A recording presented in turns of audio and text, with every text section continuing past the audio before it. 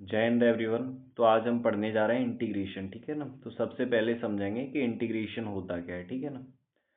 तो इंटीग्रेशन होता है, समझिए सबसे पहले इंटीग्रेशन क्या होता है। इंटीग्रेशन इनवर्स प्रोसेस होता है किसका, कि सर डिफरेंशिएशन का।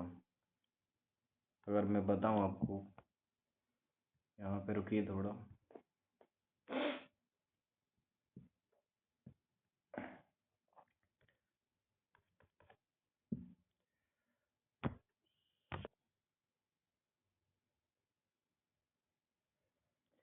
जय हिंद एवरीवन। तो आज का हमारा टॉपिक है इंटीग्रेशन, ठीक है ना। तो हम समझेंगे कि इंटीग्रेशन होता क्या है और इसमें क्वेश्चंस को कैसे डील किया जाता है। तो इंटीग्रेशन जो होता है, integration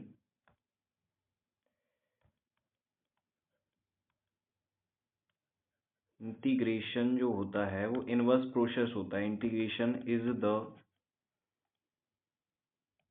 inverse process of differentiation. मतलब क्या है इस लाइन का, मैं अभी बताता हूँ, ठीक है ना। जैसे कहना ये चाहता हूँ मैं, जैसे यहाँ पे आप समझेंगे, जैसे मैं कोई फंक्शन लेता हूँ sin x, ठीक है ना। मैंने sin x कोई फंक्शन लिया, दूसरे पेज पे लेते हैं, ठीक है ना।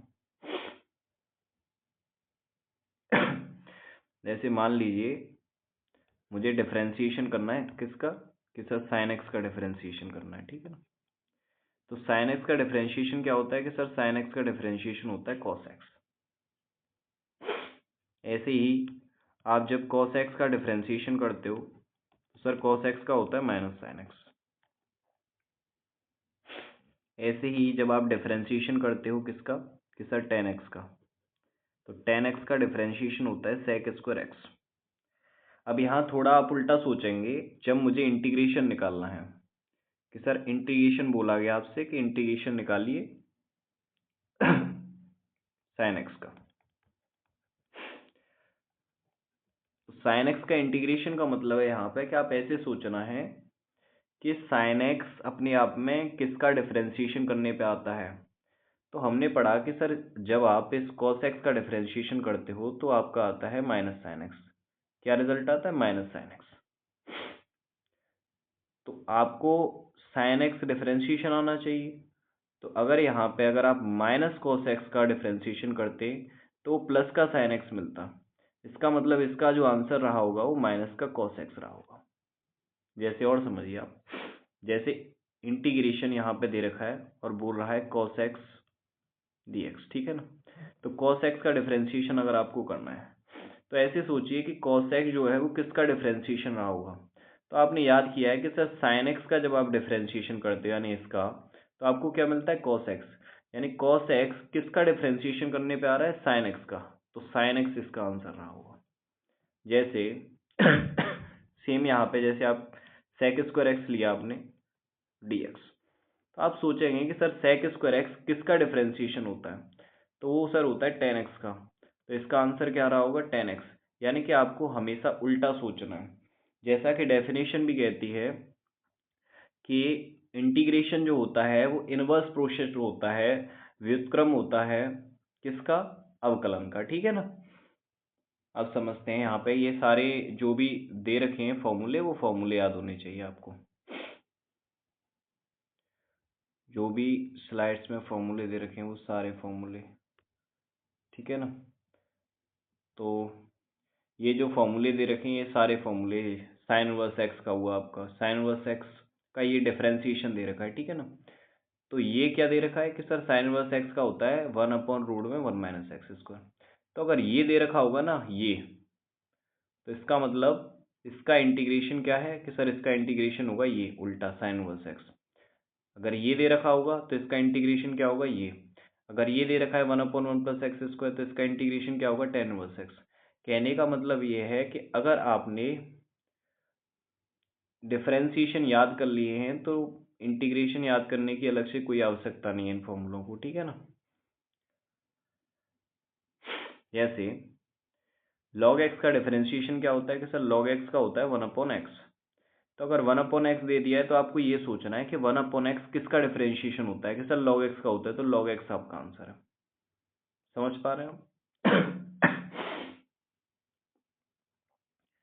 जैसे 1/1 प्लस एक्स स्क्वायर लिखा हुआ है यहाँ पर, तो 1/1 प्लस एक्स स्क्वायर किसका होता है कि sir 1/1 plus x square tan inverse x का डिफरेंशिएशन होता है, तो tan इनवर्स एक्स का आपका आंसर हो गया। इस तरीके से सोचना है आपको। और समझिए यहाँ पर,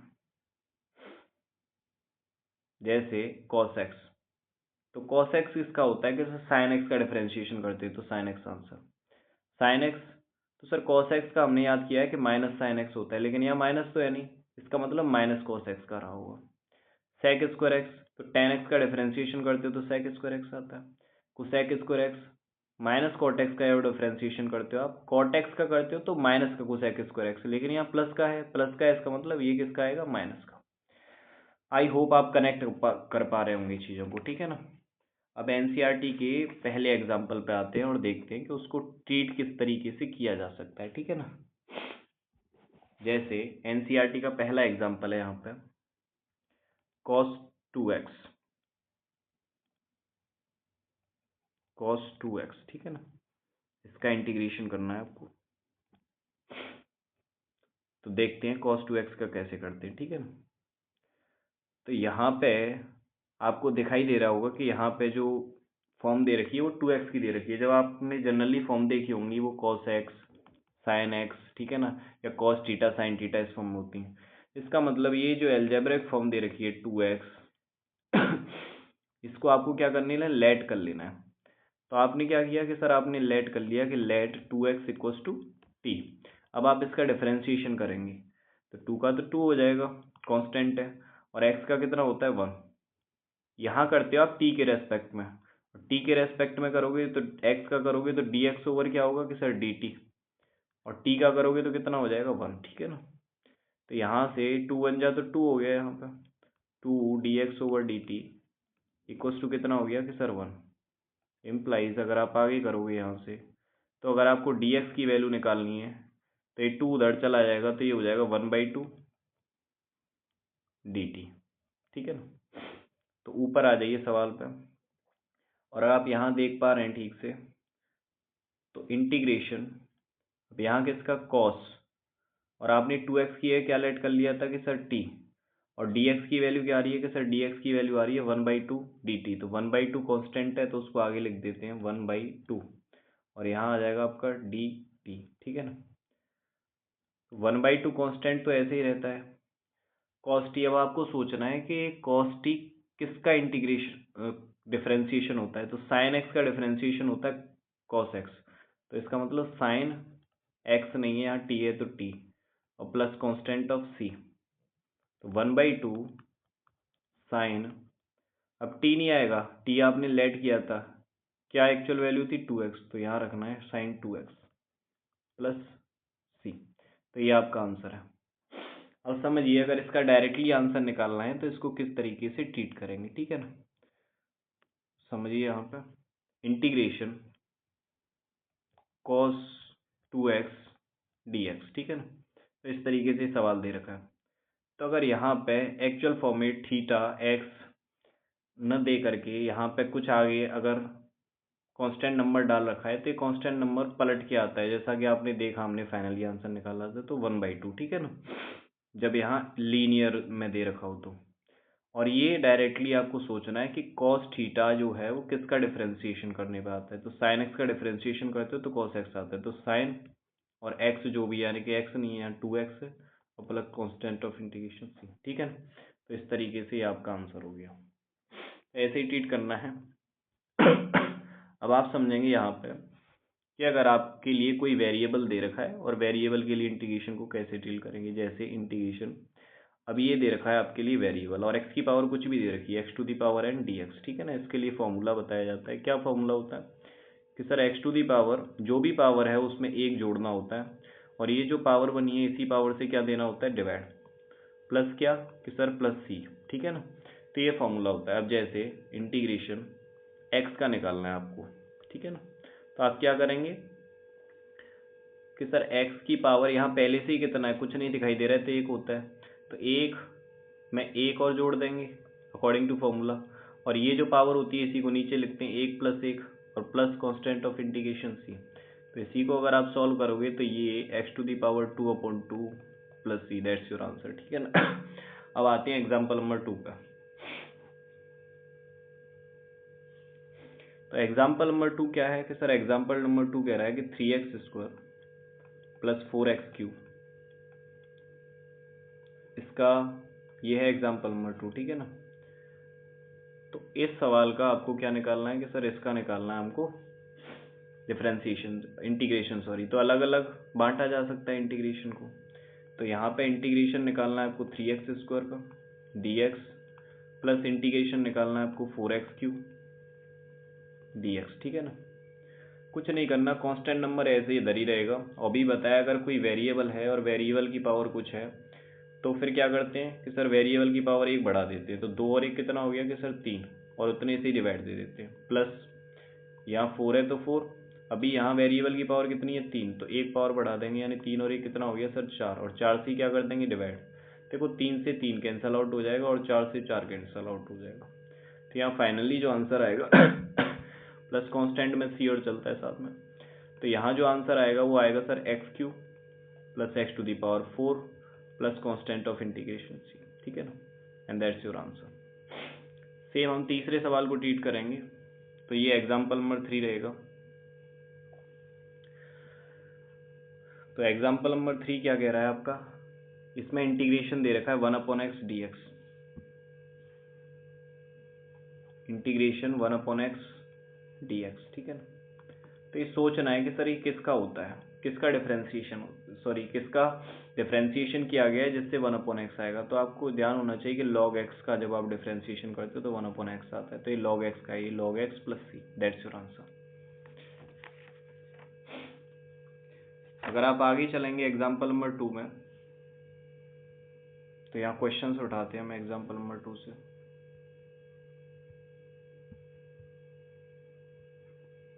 तो एग्जाम्पल नंबर 2 में जो क्वेश्चन दे रखा है वो है आपका x³ -1/x² dx, ठीक है ना।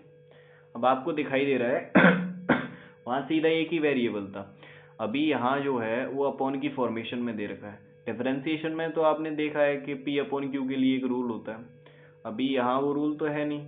तो आपको क्या करना है, अगर एक ही वेरिएबल ये नीचे आ रहा है तो इसको अलग अलग पोर्शंस में डिवाइड दे देना है, यानी कि x³ में भी डिवाइड दे देना है और इस वाले पोर्शन में भी, और भी नंबर लिखे हुए हैं तो उन सारे नंबर में इसका डिवाइड जाएगा। इसका मतलब अलग अलग डिवाइड दीजिए सबसे पहले। तो x³ का सॉरी x³ में x² का -1/x², ठीक है ना, अलग अलग डिवाइड दे दिया आपने, और यहाँ dx। इंटीग्रेशन को बांट सकते हैं तो दोनों जगह बांट देंगे। यहाँ अगर डिवाइड दिया है तो यहाँ x dx बचेगा, पता है आपको पावर कम हो जाती है, माइनस इंटीग्रेशन 1/x² dx, ठीक है। सॉल्व करते हैं इसको और आगे। तो इसको आप देखेंगे तो बताया था x की पावर यहाँ कितना आ रहा है कि सर 1 आ रहा है, तो पावर बढ़ जाती है एक पावर, तो ये x², जितनी पावर बढ़ती है उतनी नीचे, माइनस का साइन लगाइए।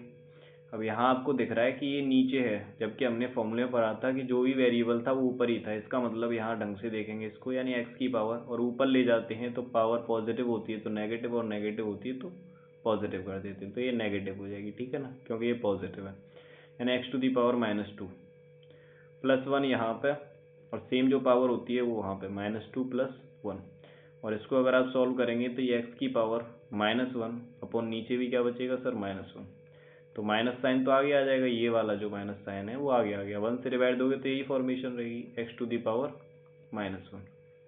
तो इसको थोड़ा और सॉल्व करके देखोगे तो -1 अपॉन नीचे लेके आएंगे इसको तो पॉजिटिव हो जाएगी, x की पावर 1, यानी x ही होता है, यानी इसको पीछे वाले को सॉल्व करने पे जो आ रहा है वो आ रहा है -1/x। तो रखो यहाँ पे -1/x और प्लस c। तो आगे सॉल्व करेंगे इसको तो x² + 1/x plus c, that's your answer. अब यहाँ पे हम लेते हैं example number 3।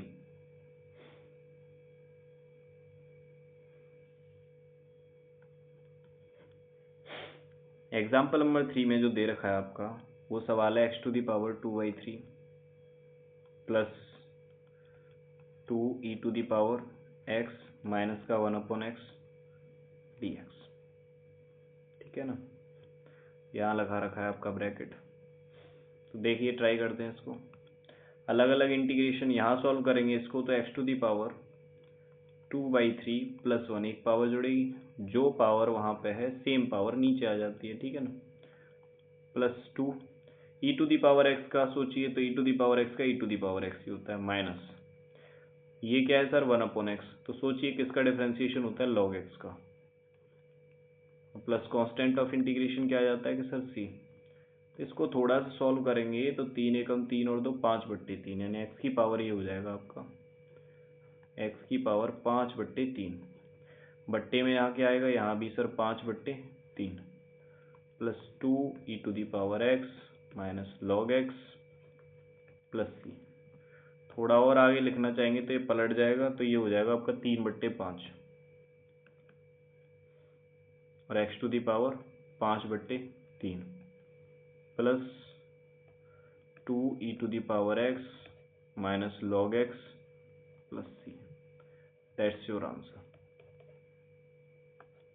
I hope you understand it. अब इससे आगे एग्जाम्पल नंबर 3 का क्वेश्चन नंबर फर्स्ट। ठीक है ना, तो समझते हैं एग्जाम्पल नंबर 3 का क्वेश्चन नंबर फर्स्ट क्या कह रहा है। तो एग्जाम्पल नंबर 3 का जो क्वेश्चन नंबर फर्स्ट है, क्वेश्चन नंबर फर्स्ट कह रहा है कि integration sin x plus cos x dx। ठीक है ना, इसका इंटीग्रेशन निकालने की बात कर रहा है वो। समझिए करना क्या है इसमें।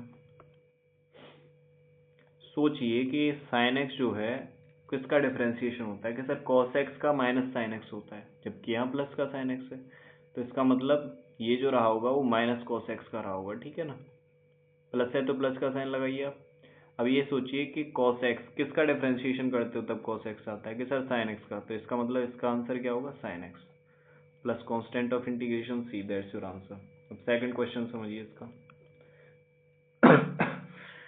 सेकंड क्वेश्चन में अगर आप देखेंगे ठीक से, सेकंड क्वेश्चन है cosec x ब्रैकेट में आपका cosec x plus cot x। अगर आप ठीक से देख पा रहे हैं इसमें, तो यहाँ पे इसका कुछ नहीं होता फॉर्मूला अपने आप में, न इसका होता है न इसका होता है अलग से। आपको दिखाई दे रहा है यहाँ मल्टीप्लाई का साइन है, कुछ नहीं होता तो मल्टीप्लाई करते हो तो अंदर मल्टीप्लाई करके सॉल्व करने का प्रयास करते हैं। तो इंटीग्रेशन cosec x का cosec x में करेंगे तो cosec square x plus cosec x का इसमें करेंगे तो cosec x into cot x। ठीक है ना, dx। अब डिफरेंशिएशन करते हैं, सॉरी इंटीग्रेशन ही कर रहे हैं लेकिन सोचेंगे उल्टे तरीके से। कैसे सोचेंगे कि सोचिए कि cosec स्क्वायर x किसका होता है भैया, तो cot x का क्या होता है कि सर cot x का माइनस का cosec स्क्वायर x होता है, लेकिन यहाँ तो प्लस का है, इसका मतलब माइनस cot x। अभी ये सोचिए cosec x plus cosec x into cot x किसका होता है सर, तो सर cosec x का होता है माइनस का cosec x into cot x, जबकि यहाँ तो प्लस का आ रहा है, इसका मतलब माइनस cosec x का डिफरेंशिएशन रहा होगा plus constant of integration c। ठीक है ना, अब क्वेश्चन नंबर 3 ट्राई करते हैं इसी का ही। देखिए क्वेश्चन नंबर 3,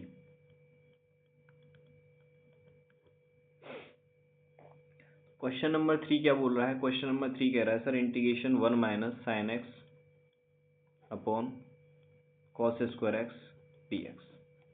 फिर डिवीजन वाला आ गया, तो डिवीजन के लिए कोई स्पेसिफिक मेथड तो है नहीं अभी स्टार्टिंग में। तो आप क्या करेंगे, ये जो दे रखा है नीचे ट्रिगोनोमेट्रिक फंक्शन, इसका यहाँ भी डिवाइड देंगे और यहाँ भी डिवाइड देंगे।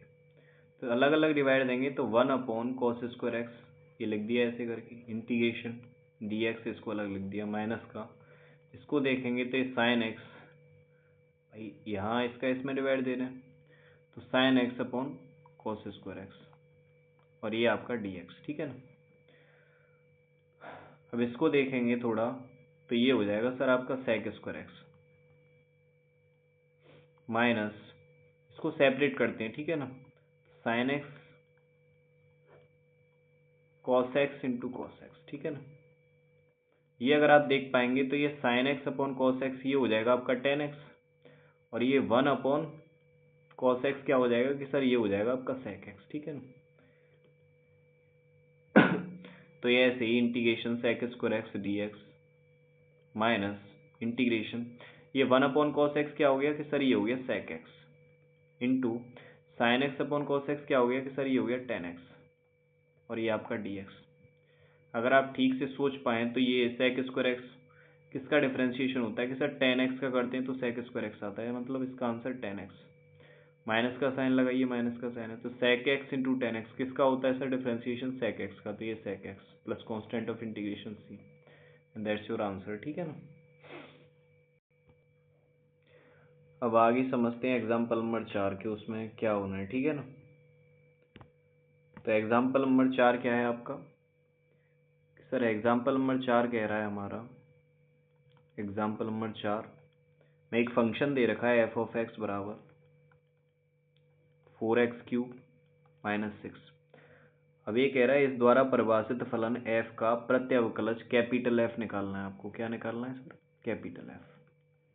कैपिटल F को रिप्रेजेंट कर रहा है वो इंटीग्रेशन से, यानी कि जो भी इंटीग्रेशन आएगा उसको कैपिटल F बोलेंगे, ठीक है ना। और यहाँ एक रिजल्ट और दे रखा है कि f ऑफ 0 इक्वल्स टू 3।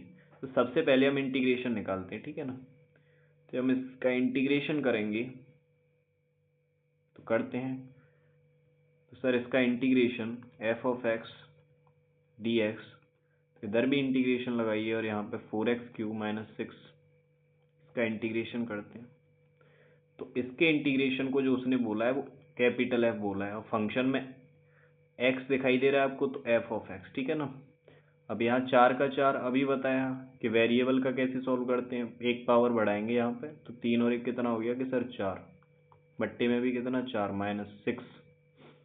अब यहाँ सोचिए कि इसको कैसे होगा, तो इधर आइए थोड़ा, 6 इसके बगल में यहाँ x टू दी पावर क्या रखा होगा कि सर 0, ठीक है ना। और जब x टू दी पावर 0 रखा होगा इसका मतलब एक पावर बढ़ानी है, और जितनी पावर होती है वही कहाँ रखनी है होती है सर नीचे, यानी इसका होगा x to the power 0 plus 1 upon 0 plus 1 plus constant of integration c, ठीक है ना। तो कैपिटल F ऑफ x, देखो 4 से 4 कैंसिल हो गया आपका, तो ये आ जाएगा x to the power 4 minus 6। अब ये कितना हो गया 1, 1 का ऊपर वाले में देंगे तो वही आंसर आएगा, तो x to the power 0 plus 1 यानी x प्लस c। तो ये आपका इंटीग्रेशन आ गया, ठीक है ना, इंटीग्रेशन का फंक्शन है ये अपने आप में। अब ये एक रिजल्ट दे रखा है, अब इसकी मदद से आगे सॉल्व करेंगे। तो वो कह रहा है सर कि f ऑफ 0 बराबर है किसके, 3 के, f ऑफ 0 इक्वल्स टू 3। तो फंक्शन में x है, अब फंक्शन में 0 जाएगा तो इसका मतलब x की जगह जहाँ जहाँ यहाँ x गया है तो यहाँ भी x आया, यहाँ भी x आया, जहाँ जहाँ x है वहाँ x जाएगा, तो यहाँ 0 डालेंगे तो x की जगह यहाँ भी 0 आएगा, यहाँ भी 0 आएगा। 1 डालते तो यहाँ 1 आता है, यहाँ भी 1 और यहाँ भी क्या 1, ठीक है। ठीक है, फंक्शन में 0 डालेंगे तो आप 0 टू दी पावर 4 हो जाएगा, यहाँ डालेंगे तो माइनस का 6 इंटू 0 प्लस c। सर बराबर में कितना चल रहा है कि सर बराबर में है 3 आपका, तो ये 0 ही रहेगा, ये भी 0 हो जाएगा, 0 में से 0 गया तो 0, यानी c की वैल्यू कितनी आ गई सर 3।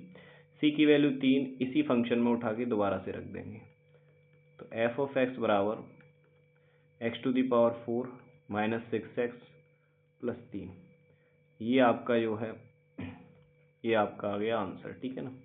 और ये अपने आप में जो आंसर है वो स्पेसिफिक आंसर है। जब c लगा होता है ना तो वो अपने आप में किसी भी इक्वेशन को रिप्रेजेंट कर रखा होता है, तो वो जनरल रूप होता है, अपने आप में जनरल फॉर्म होती है, जबकि ये जो होती है वो स्पेसिफिक फॉर्म होती है, यूनिक फॉर्म होती है, ठीक है ना। तो आज के लिए यहीं तक रखते हैं, बताइएगा क्लास कैसी लगी। जय हिंद एवरीवन।